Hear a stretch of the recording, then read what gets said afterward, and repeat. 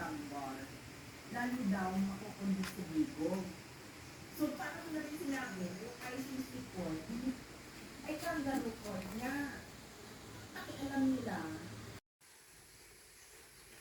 Ito mga friends, balat na naman si asawa sa mga langka. Ito yung gagawing gulay na langka. Mamaya ipapakita ko sa inyo kung anong kasunod yan. Ito na ang binignit mga friends, malapit na siyang maluto. Sa ano na lang yan, sa palis pang snacks kasi hindi na siya nakahabol. At ito naman yung langka mga friends, ito tapos na siyang hiwain ni asawa. Ngayon mapainit siya ng maraming tubig kasi anuhan ba yan, pabukalan ba, pakuluan para ano siya, lagay sa freezer para pag magluto ng ganyan, alis ano na lang, i-divide yan.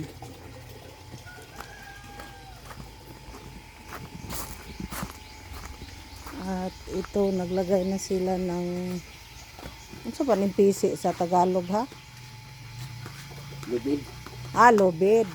Yan, nilagyan ng may pasbano da. Hiro ginis bano. Insik nagsibano mga friends. Shout out ko no mo diha bano. Shout out na ay kang OTG vlog. O GT may akong naingon. Ito friend, ano na sila, nag-prepare na para dito sa lambat. Ito ang ibako doon sa ano nila, inusok na kawayan. Dito tayo babalik.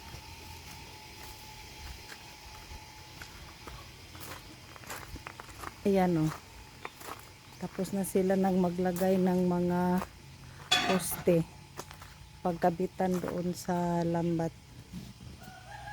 Nakapalibot na yan siya. Yan, keep on watching lang.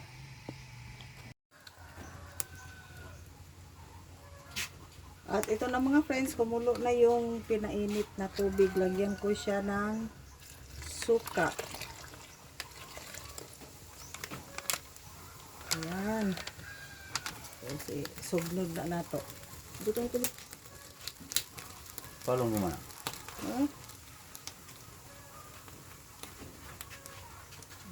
Dito na. Tapos ilagay na yan para hinay-hinay lang kay mapasok.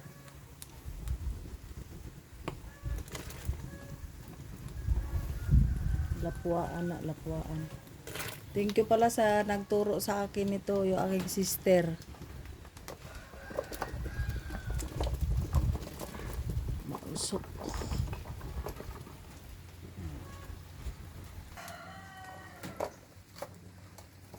Pakuluin lang yan ng mga 5 minutes tapos haunon.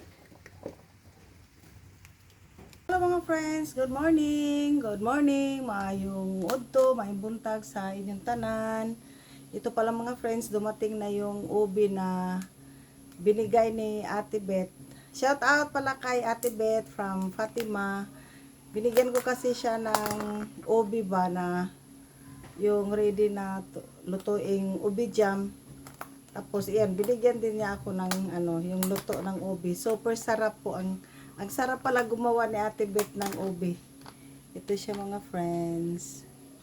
Super sarap Ano siya, yung para ng hindi ko kasi yung ibang ubi yung lata ba. Sa kanya talaga yung basta masarap. Super sarap mga friends. At kagabi pala mga friends ay umulan dito.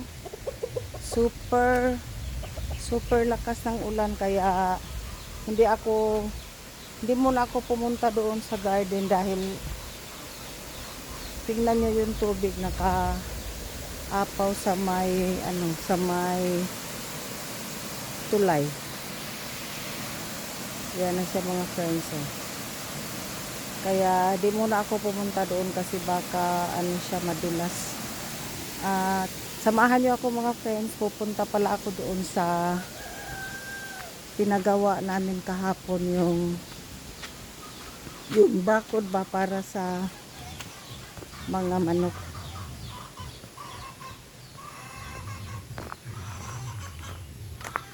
Ito, tingnan niyo mga friends ah. Yan, dito sila nag-umpisa maglagay sa net. Hanggang doon na siya. Oh.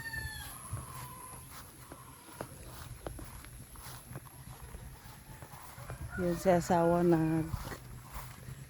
guna siya mga friends.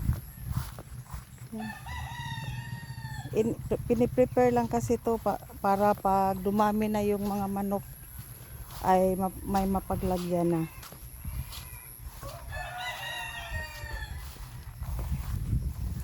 Yan sipag ni asawa mga friends oh. Hindi na lang daw ipamawer, siya na lang daw magguna. Kasi nagtanim kami ng mga mulberry dito oh. Tingnan nyo, parang ginawang bakod ang mulberry. Tapos yan na ang ating kabuuan sa fence or kural. Yan hanggang dito yan hanggang doon yan mga friends. At yun lahat ng mga saging yung tinanim namin last November ay buhay na rin siya mga friends. Yan. At dito naman banda mga friends, ito yung mga saging namin na pinatanim ko last year. Yung 800 ka puno. Yan, super dami mga friends. At yung iba may ano na, may mga bunga. Yan, mula dito oh. Yan, hanggang doon yan mga friends. Tingnan yan dami. Diba?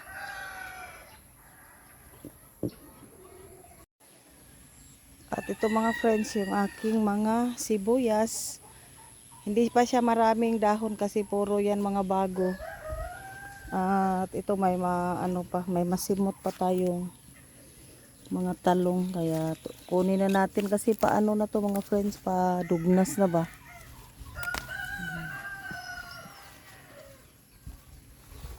Yung iba palakihin lang muna. Ito hindi na to lalaki kasi ano na to eh, guwang.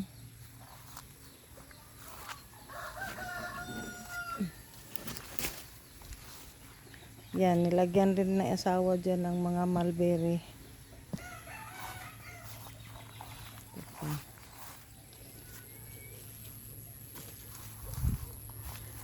Ano na kasi itong talong na to mga friends, tiguwang na ba. Sayang din naman to pag hindi natin kukunin. Ito nga isa pa dito oh.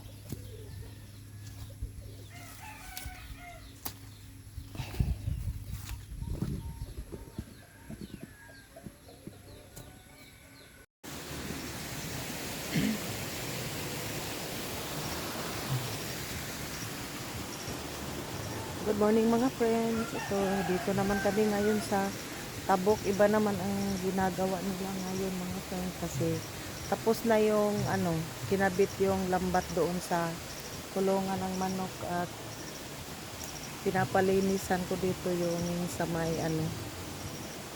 yung natitirang kahon ba para luminis siya. At ito naman yan, tinransfer ko yung mga sibuyas doon mga friends, yung nakalagay lang dyan ba. Ano siya, payat, kaya dito ko siya nilipat. Pati yung mga sili. Baka hindi hiyang doon sa sa lupa, kaya dito siya sa mga uhot nilagay.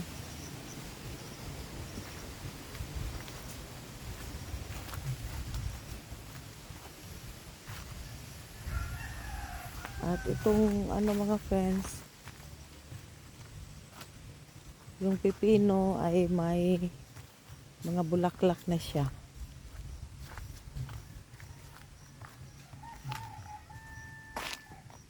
Yan. Namulaklak na siya mga friends at hindi siya masyadong naano sa mga uod kasi palaging ini-sprayhan. Dahil yung uod lang ang nakinabang. Yan, parang maganda ang tubo nito. Kasi kasi ang pipino kasi, ano siya, lapitin sa mga uod. At yan, dyan sila banda nag-na mga friends. Kasi tataniman daw yan ng mais. Yung tumulong si asawa para malaki ang ano nila, ang dako og tulin ba. Urbano the Great.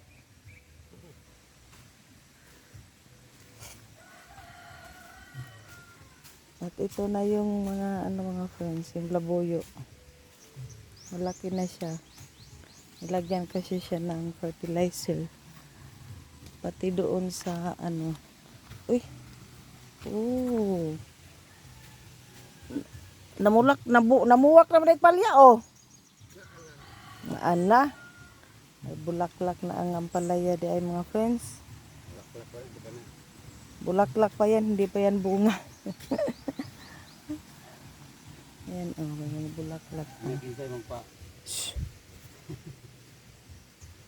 Itong siling labuyo naman, malapit na rin ito magkuan. Nakagahong man ni siya kung ano uhot kaning labuyo. Yung tanglad, buhay na. Dali as tangad ng ng baga.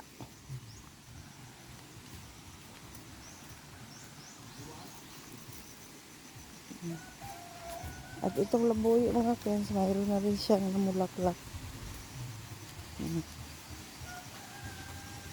Yan.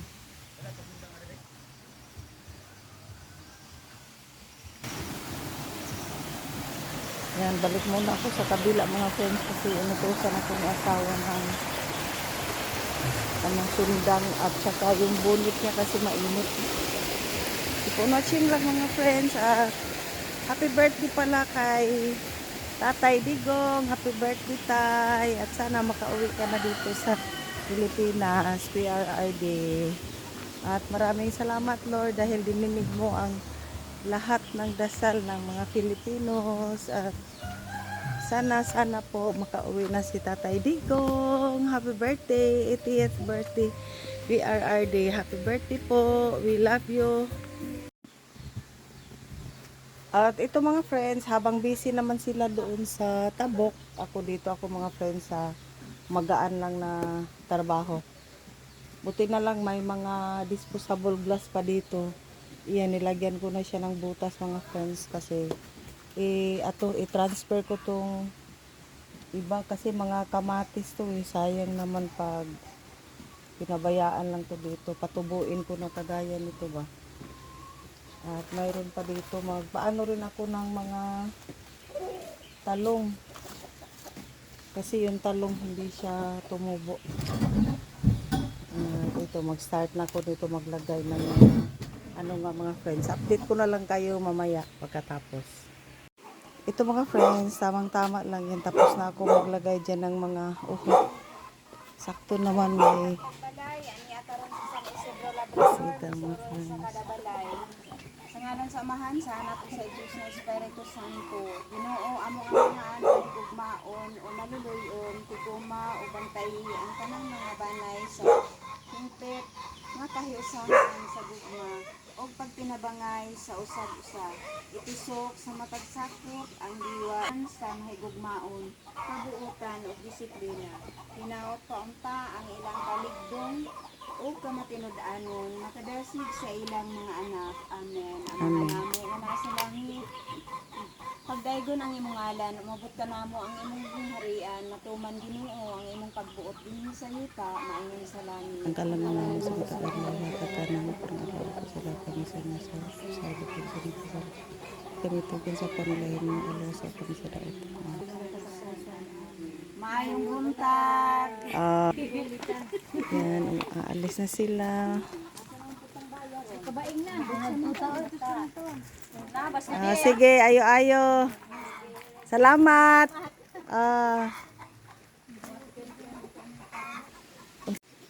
Ito na mga friends, tapos na akong maglagay dito sa disposable glass. At yung ano naman yan, pinahayaan lang muna yung natira dyan. Tapos dito sa may bakante, lalagyan ko naman siya ng talong. Kasi pag dito ko sa seedling tray ilagay, wala pa kasi akong lupa na yung mas maganda talaga lagyan. At ito, ganito lang to siya mga friends, parang gaan lang ng ginagawa pero matrabaho siya. Hayaan na para makapagulay tayo ng libre. Kunti lang ang kamatis kaya iuna na lang yan tapos magpatubo ulit ako ng kamatis mga friends.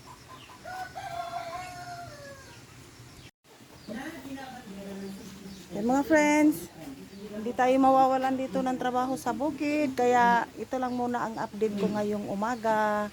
God bless to all and happy birthday again Tatay Digong. Bye bye mga friends.